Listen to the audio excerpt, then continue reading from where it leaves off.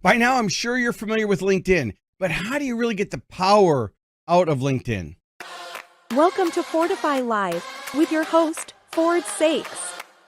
Well, today we're going to take a deep dive, and our special guest today is Donald Cohen. I was on his show. I've asked him to come on and share his unique insights because he's done something organic. He started from zero, and he's really learned how to leverage the power of LinkedIn, most importantly, LinkedIn Live. So, Donald, welcome to the show.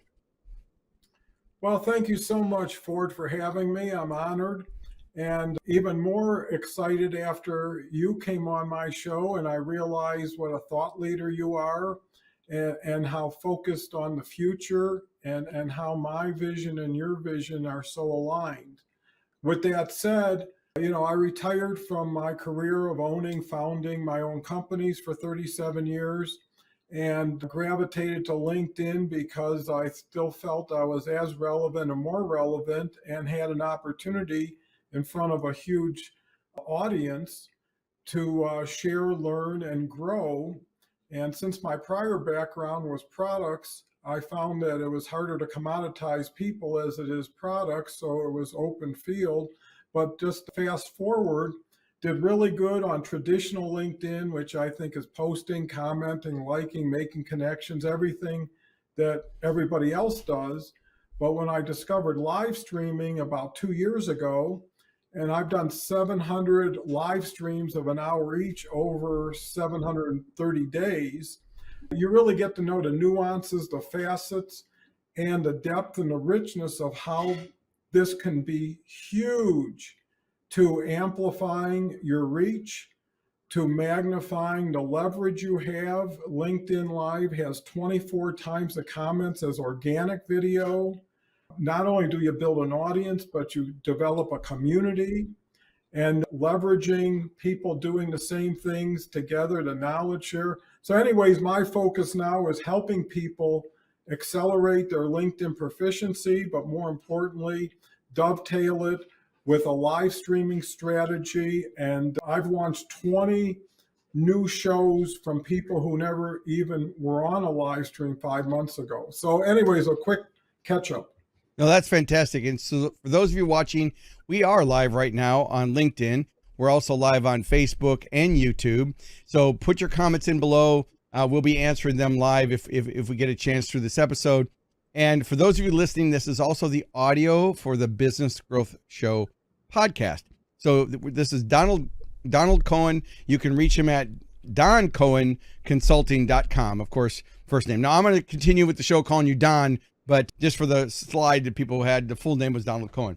So Don, let's get into this. So when I was on your show, I said, I go live once a week, and that was a lot. But you were actually encouraging the momentum of going live multiple times a week. And it's on my dream board to be able to say, okay, how do I go live daily like you do? How did you find all the guests? Were you just doing live just with yourself, or were you always had a guest every time you went live? Great question.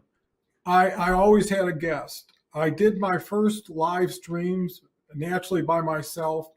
I was good for about 7-8 minutes, and then that's all I had for me without an audience, working in a vacuum. So what happened was, which is interesting, I kept doing it, knowing there was no one watching it, or if there was one person.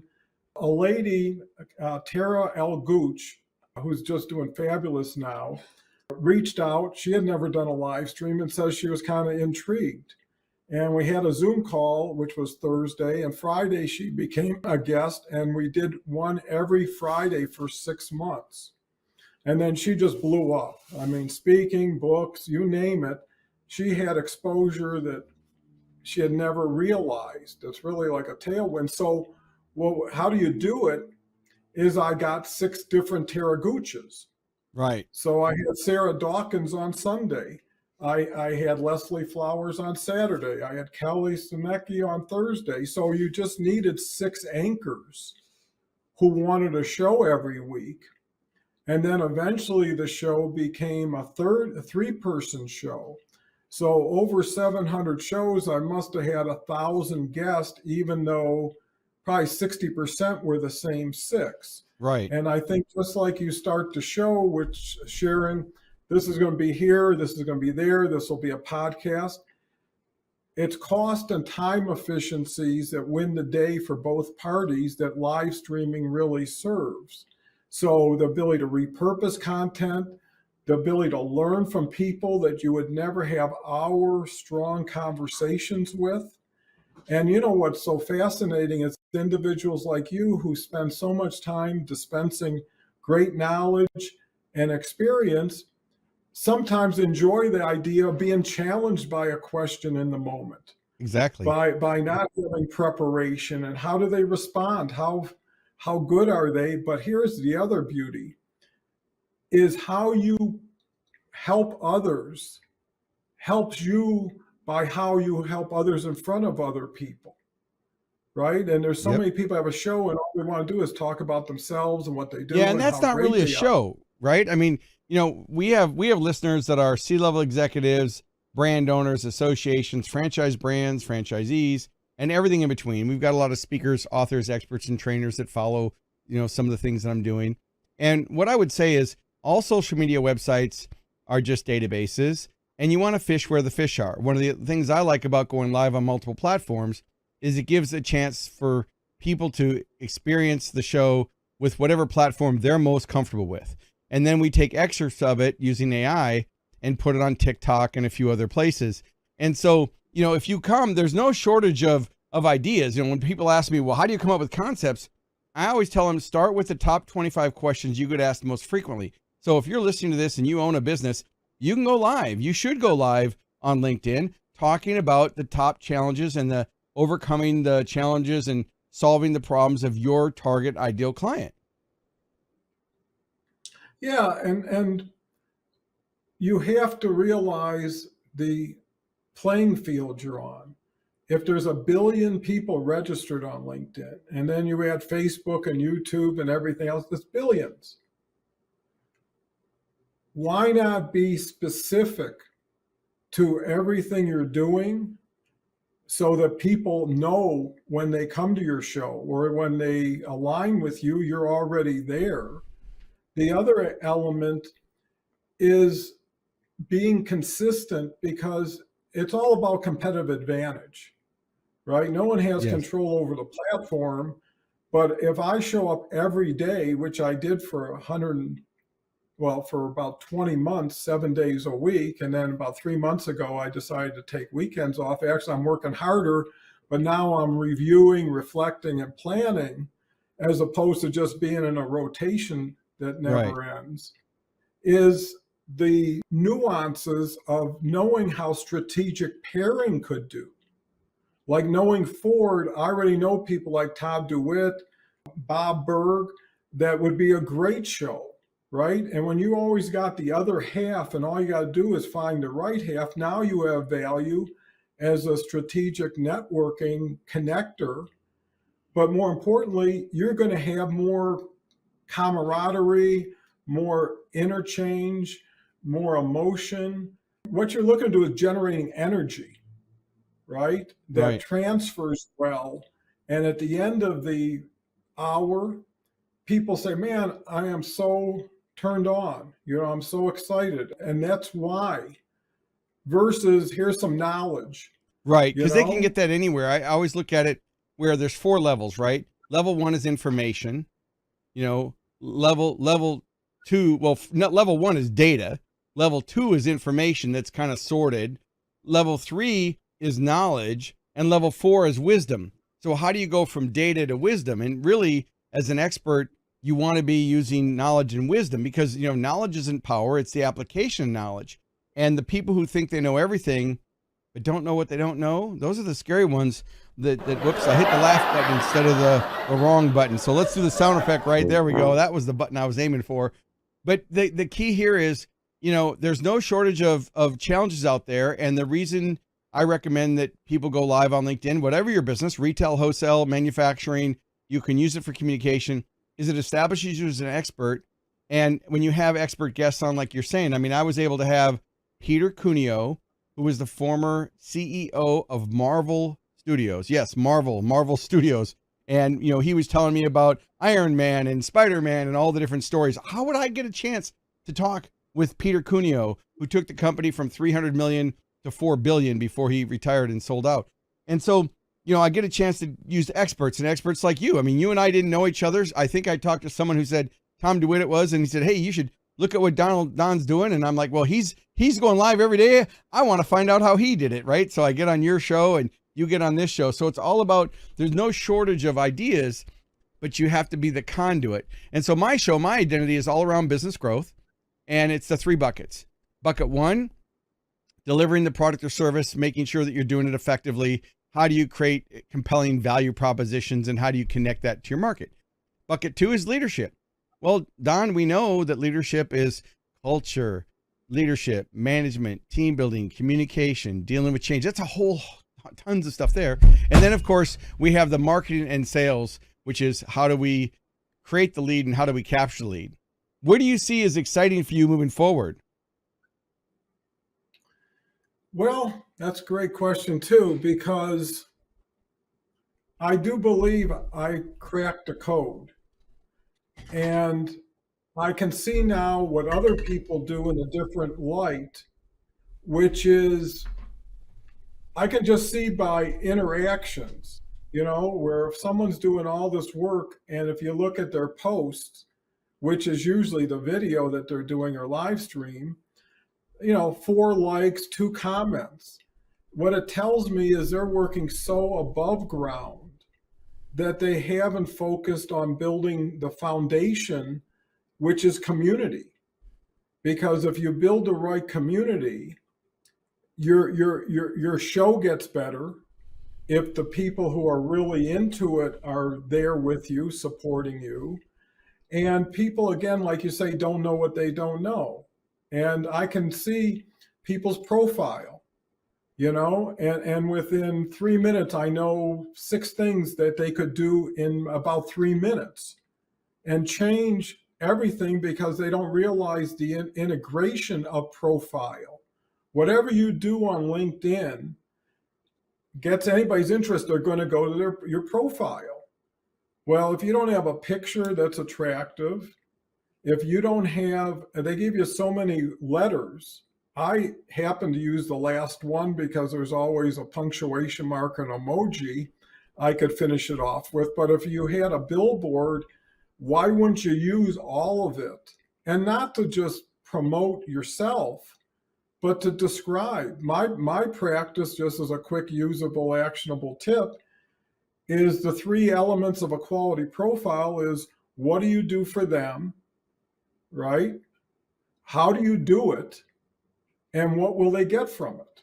So if you say, I help carpenters save money on tools through my index that I created, and you say money, time, and effort, well, they don't care what you are or who you are. You got to open the jar before you fill it. Right? You got to get people motivated to make change before you ask them for change. So there's a lot of getting ready and doing it right and doing it in a stageable. And ultimately, the big answer is sustainable.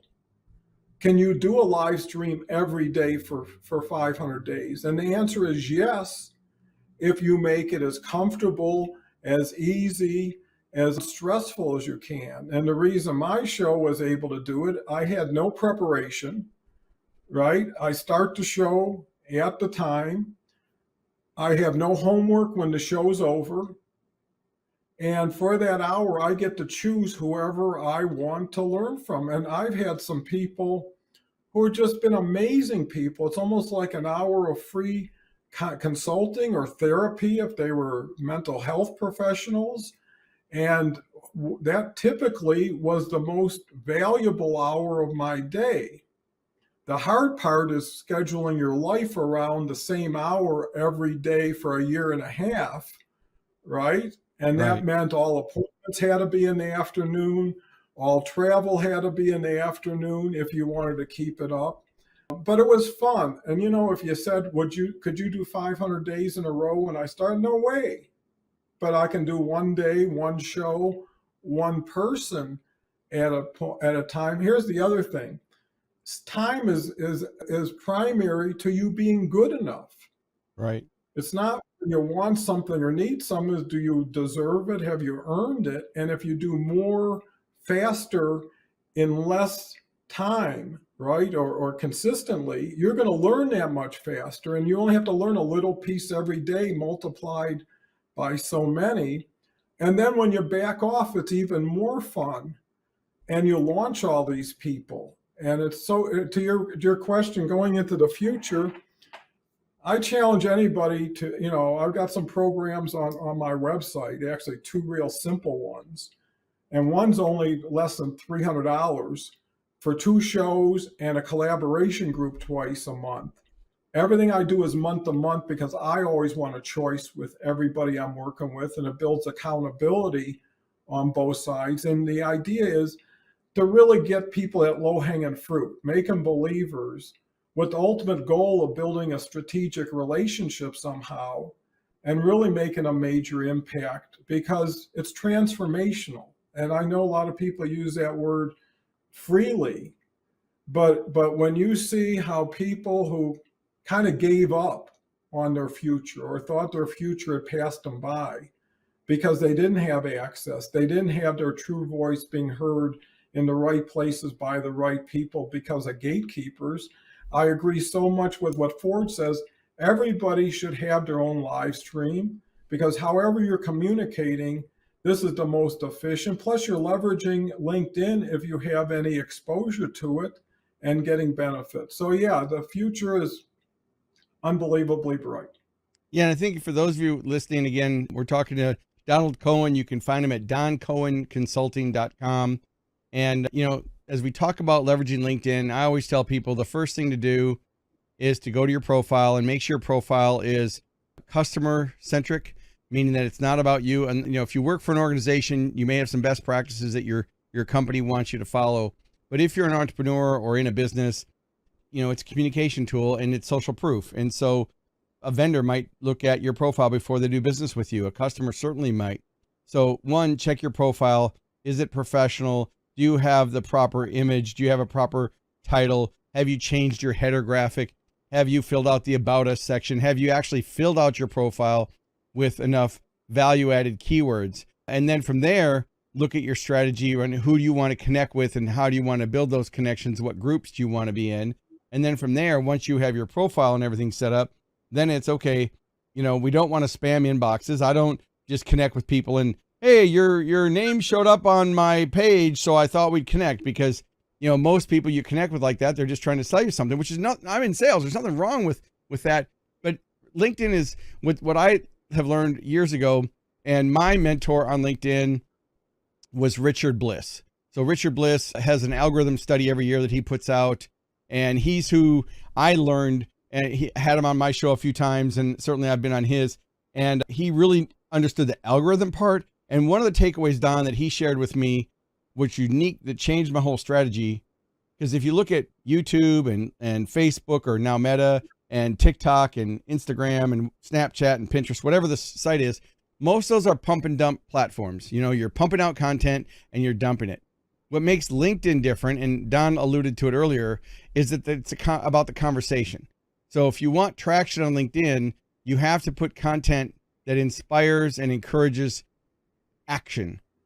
How do you get a comment? How do you get a share? But it's really, comments are the most important thing, because you can have 1 million people on LinkedIn. And I've got a good friend of mine, Daniel Burris. He's got one of the largest LinkedIn profiles out there. He's a futurist. He's been on LinkedIn since the beginning. He's worked with Microsoft on that, and he's got over 1 million people. But when he posts, not all 1 million people see it, maybe 1,000. So he can have 1 million people, but the way the algorithms reward is if you get comments. So if I just spoke in Orlando for a large franchise organization on using AI, and I got a testimonial from the CEO. I posted on LinkedIn. Well, it got 500 views. And then I posted from a trade show I was at the International Franchise Association showing balloons on my booth. Well, that got 10,000 views because it got more comments. So if you want to get traction, it's not just about posting the content. It's, are you engaging people where they leave comments, and are they leaving comments on other people's comments? And I joined a couple LinkedIn pods where, okay, Don, it's Monday. Let's go. Everybody post on. Well, LinkedIn got pretty savvy and now it knows that you're doing that. So, the amount of time it was, for me to go comment on 30 different posts so they could post on mine, it didn't really pan out for me. So I don't do that. So it came down to the, old factor, deliver great value and your tribe will come. And so, for me, even with this show, I don't have millions of listeners to this show, but I've got the right listeners to this show. And so it's much more about quality over quantity. And then, like you said, consistency. Oh, absolutely. And, you have to understand, you do so little, and LinkedIn and Microsoft can see every little thing, right?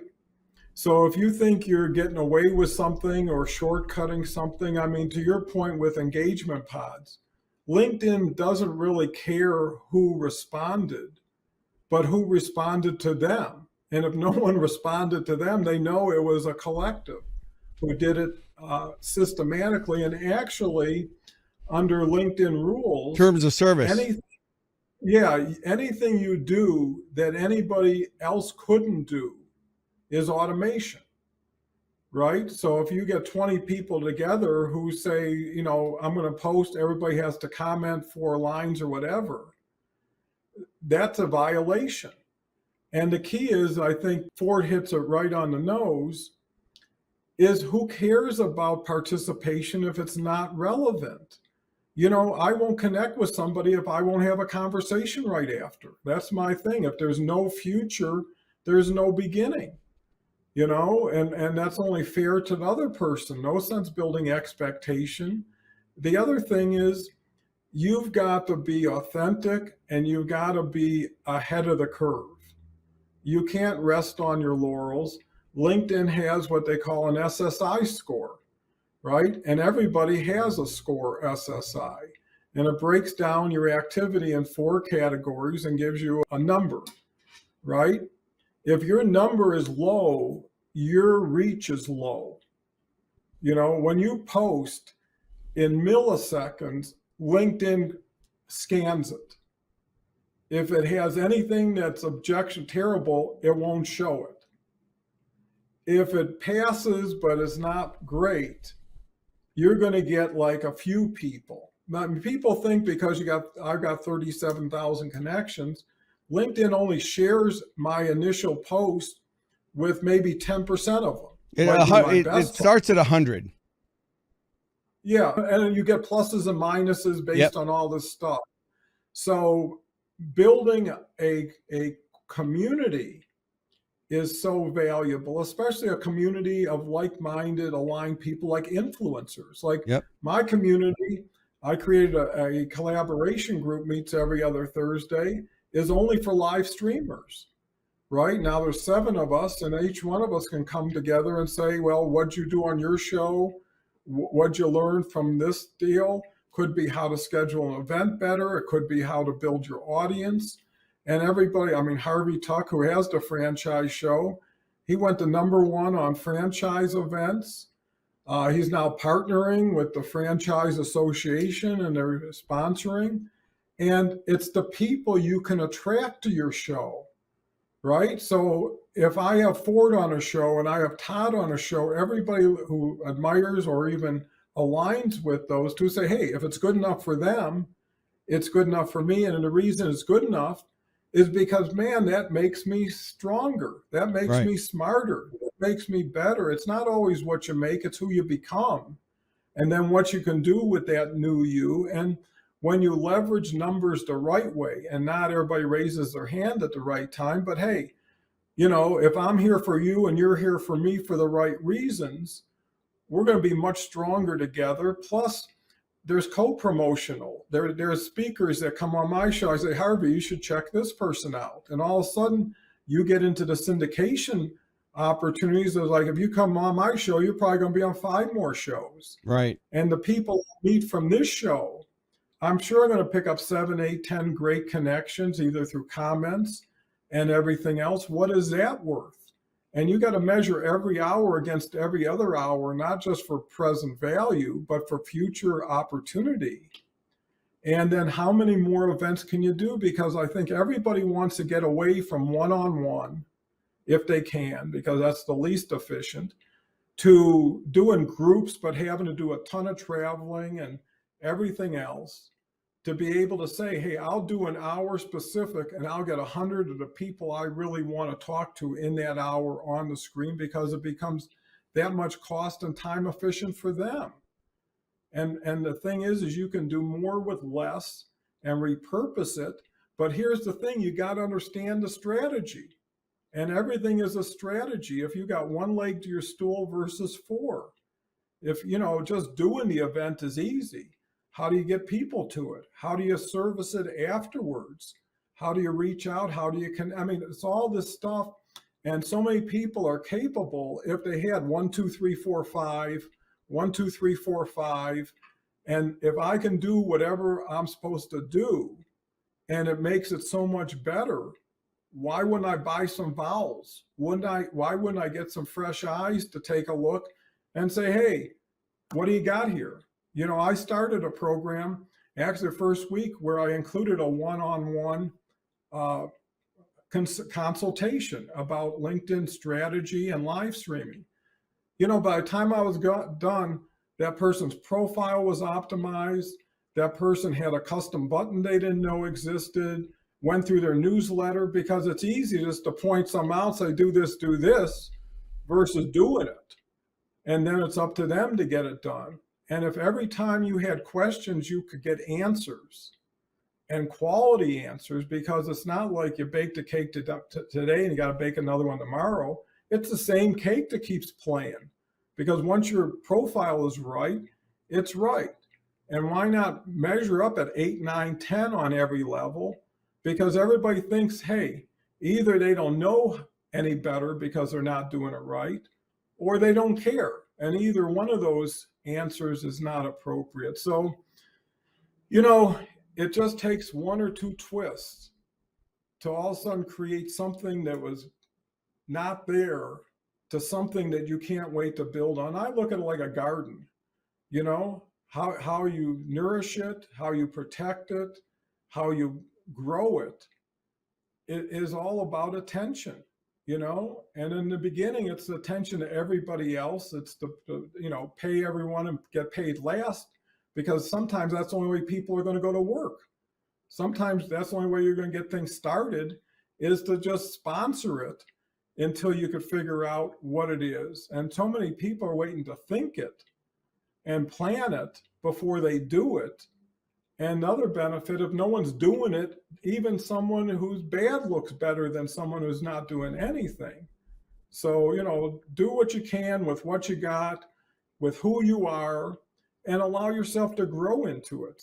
Yeah, I think that's sage advice. One of the things I work with my colleagues on is, done is more profitable than perfect.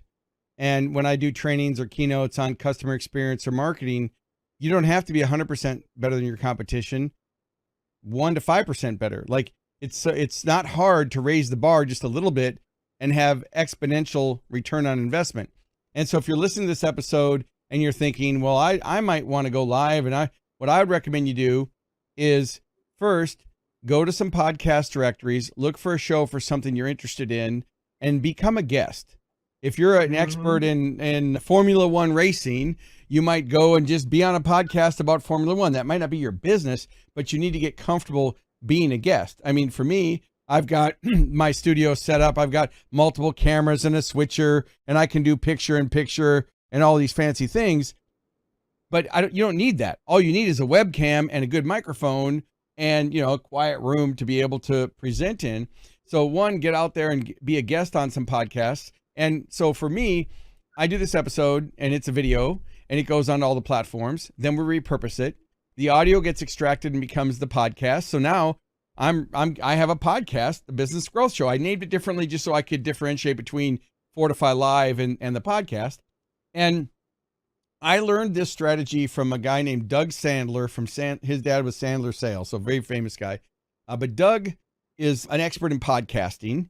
We're talking about LinkedIn Live today, but I'll get to the end of the story here. But when I first met with him, I was under the impression, like a lot of people, well, you've got to have millions of listeners to monetize your podcast, and you got to get sponsors. And he said, no, no, no, no, no, no, no, Ford. He said, you're very focused on franchising. What I want you to do is start a show. First, become a guest on all the franchising podcasts. So I have been a guest on all the podcasts. Anytime I find one, I'm a guest on them. In fact, I've got another episode this afternoon on another podcast. Well, then he said, identify the top 100 companies you want to speak for and invite all the CEOs on your show. And I'm like, they're not going to want to be on my show, Don, when I got 18 listeners. Like, why does anybody want to come on the show? But I grew my listener up, and I've got more than 18 now. I might have 19, but I've grown the show. But I was able to have the CEO of Tropical Smoothie Cafes, Charles Watson. He was an amazing guest, really understands company culture and communication. Like some guests, you just really have to work hard to try to get them to give us anything of value. And, they're scared to be on the call. But Charles knocked it out of the park.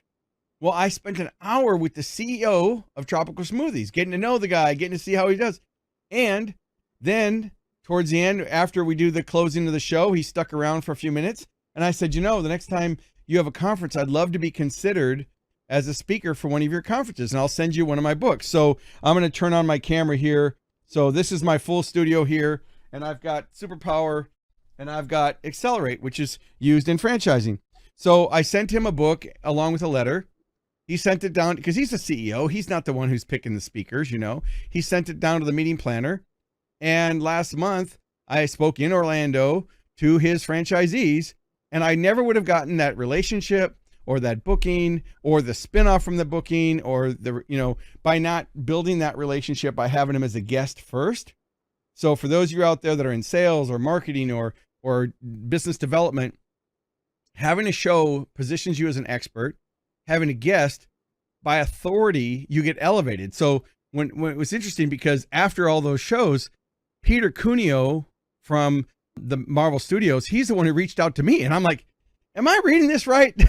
Is this the former CEO of like Marvel Studios? But he was just looking for shows that he could be on. He had a publishing company that was looking for business shows. And so he's doing the business shows, right? And so by being able to have experts, and I've done a lot of CEOs and a lot of experts like you that are at the top of their game and what they're doing, you get that opportunity to really get with them. And your listeners get a chance to tune in and learn some things that you would never, ever learn if you didn't have the opportunity. So, be consistent with your show. I'm going to look at how I can go to more days a week, but because of my travel and speaking schedule, if I have to do one where I'm speaking, I end up having to record the episode ahead of time and then broadcast it. And sometimes the guests can't get their microphone working and they can't, they can't show up on the right time zone. So going live, did you ever experience any of that trouble where your guests had trouble being online when you needed them to be? Yeah, I think that, you're always at the mercy of Restream or StreamYard or Zoom or LinkedIn. So that's an issue. You also have some technology averse people who, once they touch one button and it doesn't work, they're done. Yep. But you kind of go with the flow. And most of the time, it's a matter of getting someone there 5 or 10 minutes early. Yeah, get them in the green room early, check the microphone, check the cameras, just like we did today. Yeah, because then you could do some screen share. You can tell them what to do. So I think, once you identify a continuing issue, you need to have a solution if you want to have a quality show. I think you make so many great points. And one reason I'm so excited is because 2 individuals who ended up taking a bi-weekly show with me.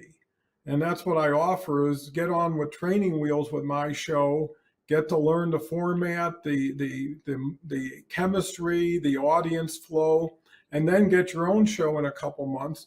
2 of these people both picked up 2 $10,000 a month clients in 4 weeks because of the show. And part of it was until they saw those people going live, did they remember them?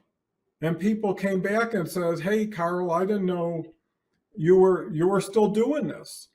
And now because of that extra visibility and because that thought leadership authority that someone has when they create the show. I mean, Harvey told me a funny story, Harvey Tuck. Yep. from the franchise show. And he says he went to the franchise exhibition association that was in London one night. And a year ago, he came in, paid his ticket or whatever, and walked around. He said what was so funny is within 15 minutes, because he wore his hat that he wears on his show and it's his logo, 7 people came up to him and says, "Hey, you're the franchise show." Didn't know his name, didn't know who he was, but they remembered. And he said, "I was a nobody." And that was so funny. He interviewed somebody who puts out the publication of 1,000 most influential franchise people. And he said, "I made the list this year." Meanwhile, Harvey's only been in franchising 11 months, right? But it doesn't matter because he's the franchise show. He's the gatekeeper. He's the moderator. He's the facilitator. And if you're there to make everybody feel, look, and be better, all you have to be is the person throwing them the softballs and watching them hit them out of the park. So I think, also to Ford's point is Ford has it all going on. And I'm not just saying that to be patronizing. Everything about what I see, what I hear is first ticket. But here's the thing. That's a long way from where you are when you get started. Oh, yes. Right? And it's blocking and tackling. Vince Lombardi, a great football coach, he started every preseason. And the first thing he did, he lifted up a football and said, "This is a football," because it's as basic as it can get. So what I'm saying is, when you're talking return on investment, you got to ask yourself, what's the investment, right? If it's a few $100 to learn something, to understand something, to now give yourself enough knowledge to do something with it. Because if it's too big of a bridge to cross, then build a smaller one. There's a difference between this and everything. Everything to me is a degree, is a step. And, once you know that it works because it's working for people like you, and you say to yourself, if they can do it, I can do it, or I can learn it, if it's going to pay for it. But what is quality of life worth? Are you having fun? Are you enjoying what you're doing? Everybody we're talking to on LinkedIn is already committed to LinkedIn. They're already participating. The question is, what are you putting in?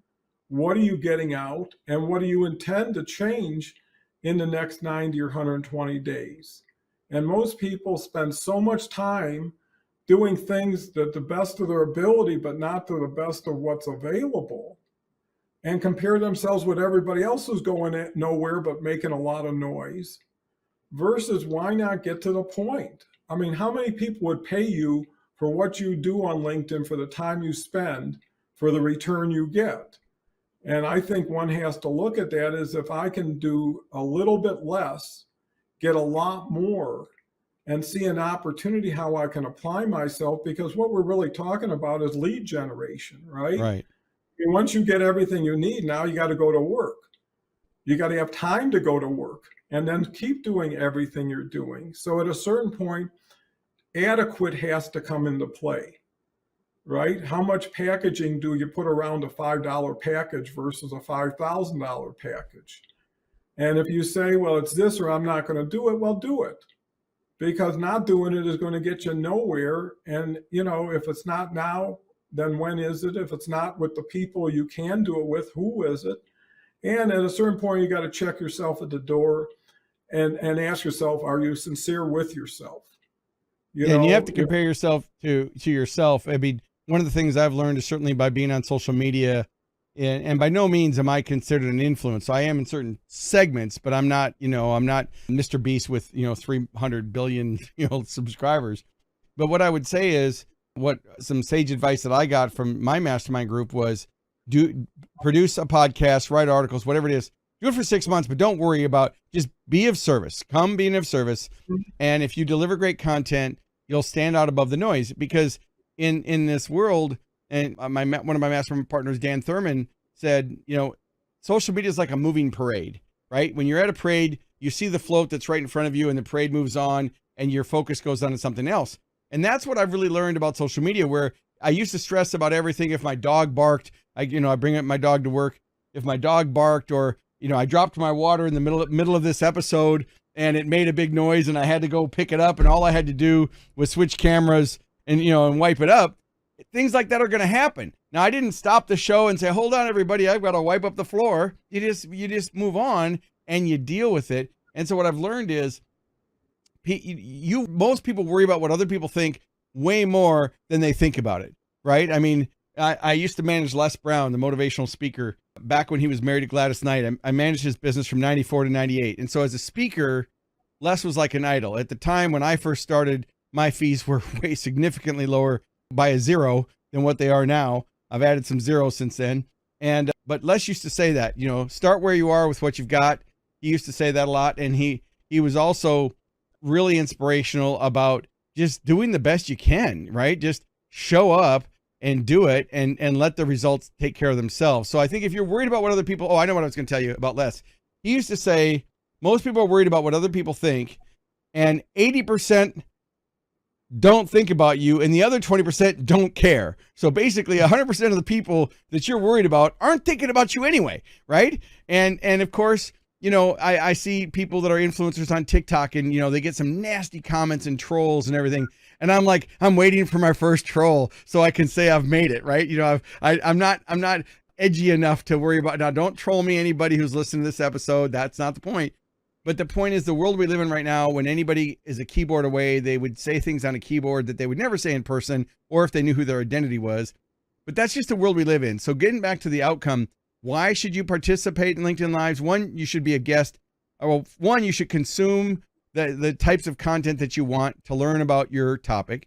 Two, become a guest on other people's shows, because everybody's starving for guests. If you have something of value and you can really, but they're not going to give you a guest if they come and they Google you and they go to your LinkedIn profile and it doesn't look credible. Like, you didn't know who I was when we reached out to you. I'm like, you said, hey, I've had Bob Berg. Well, Bob's a friend of mine. I'm like, so when we talked, I was able to say, well, I know half the guests you've had on your show are my friends. Well, now that says, well, if they're friends with Bob Berg, he must be a good guest. And it's the same thing with your business. For those of you watching and listening to this episode, you're making it too hard in most cases. And you can get your account approved. You got to build your account up, get yourself approved to go live, and go live with a couple of your friends. You're not going to have any listeners. That's okay. But go live for at least 15 minutes, because it takes time for the algorithm to let other people know you're going live. Now, one of the things I do is I promote it. So I know every week I can promote, join us Wednesdays at 11 a.m. Central, where we go live. And my stinger in the show says it. My show notes say it. I've promoted enough now where if someone says, well, I wonder who this Ford Saeks guy is, they can tune in and watch an episode. And I have had people, meeting planners, that I'm up for keynotes that didn't know who I was, that my name gets into a hat. When a speakers bureau submits a speaker, everybody, they submit 6 people. So if they say, I want a speaker on leadership, I want a speaker on marketing and culture, well, that's, 18 speakers. How do I stand out above 18 speakers, right? Because they have a choice of so many different criteria. Well, if they go to LinkedIn and they Google my name and they see that I have episodes with all these other CEOs in franchising, and I've written a book on franchising, well, now I've got credibility, because the biggest scare that a CEO or franchise brand has is putting someone in front of their franchisees, their family, that might say something that isn't in alignment or congruent or isn't helpful. So it's all about building that trust, and that's what your shows have done. And I think I love the strategy where your consulting clients have a lot, depending on the program that they work with you on, can get their own show. So you're actually showing them how to do it. I think that's fantastic. Yeah, well, it's like any university, let's say, or training program. You want them in, you want them up, and you want them out, because they never leave. And now you're working at a different level. The higher proficiency they are, and I'm sure you appreciate this, the more sophisticated whoever you're talking to, the easier it is to talk to them, right? When they already know. Right. You can't drink from an empty well, right? They have to have some substance. That's right. And to your earlier point about people who worry about what people think, how much do you think about anybody else in that area? When's the last time you ever said, oh, that's an awful live stream? I don't take any criticism from anybody who hasn't done or tried to do what they're criticizing. There's a saying, no one built a statue for a critic, Right. and And I think it's so important to know that you need to get better to be better and to start doing better. But you got to start somewhere. So you're just not there even at the beginning. You don't even want clients if you're not ready or able or prepared to service them. So people get their wish and wish they didn't wish it as fast as they did, because now they're into another space or challenging situation. And whose fault is it that you don't have the time? Who is putting pressure on you to say you got to get it done in 3 months instead of 6? Right. I mean, who says, hey, if you want to get it done in a month, I'll show you how to do it every day. And here's the other thing. How well integrated is all your pieces with each other? I've got 2 newsletters that now have about 18,000 subscribers.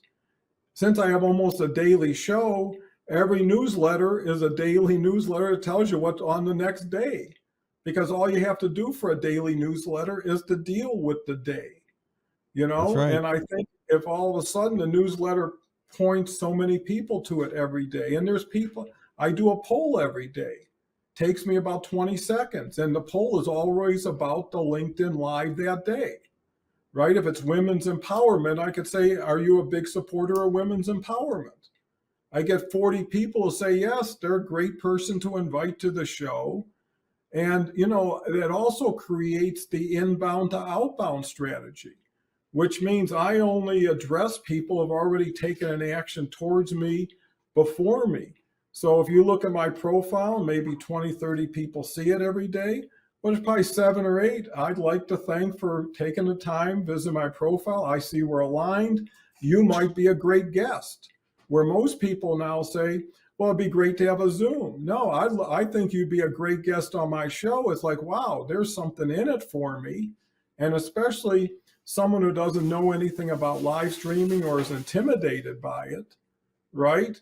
Thinks this is a bigger deal than it is. So when you've got something, Right. you know, easier, simpler than most people anticipate, first of all, they're positively surprised.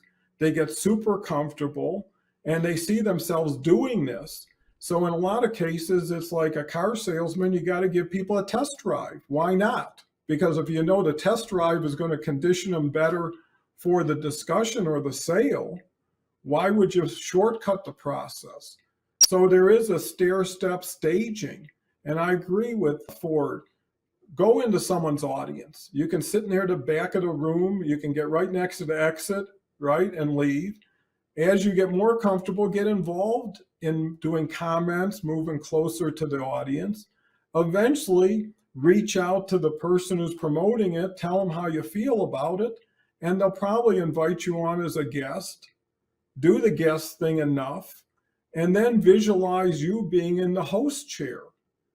And then the difference is how do I do it? So I just thought, hey, why build beyond the first floor if there's so many people who don't know LinkedIn strategy, don't know live stream strategy, which is how to promote, how do you get guests, how you do all that stuff, and compress it in a 60-day program that gets you all the support, all the knowledge, and do it collectively. Because again, if you can get more people learning the same thing in the same room at the same time, it's better for everybody. And that's where your lead generation comes in, is now everybody's got a car on the racing team. Everybody goes out on the track and comes back with information. Well, I think that's a great place to wrap this episode up. So if you've been watching and listening, you can go to Don Cohen, let's spell this correctly for your website. DonCohen Consulting. So DonCohenConsulting.com. Don, thank you so much for being a show. Stick around after this ending, and I hope to be on your show next time. Oh, for sure. A pleasure. I'm honored. Thank you, audience, for giving us this opportunity. Thank you for tuning in to Fortify Live. Make sure to like, comment, and share this episode on your favorite social media platform. And don't forget to subscribe to the Business Growth Show podcast, available wherever you get your podcast streaming fix. We air weekly at 11 a.m. Central Time. So until next week, keep pushing the boundaries and never stop growing.